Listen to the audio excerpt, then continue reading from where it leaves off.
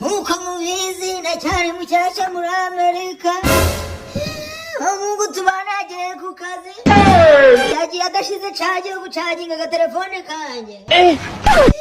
ntago abizi ko ngende ikimayi babasha caginga maze guhambiraho umugozi navanye mu Rwanda kampija wo gucomeka zo muri Amerika zo zifite amacaji hanze ndabizi shaje gucomeka ntabwo nakurirwa navugishije ndamurusha nabonye uramenye ako kantu ni kabi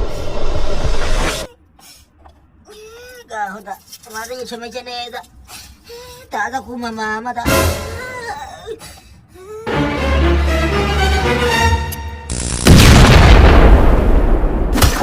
ariko datawe mpfuye nabyaye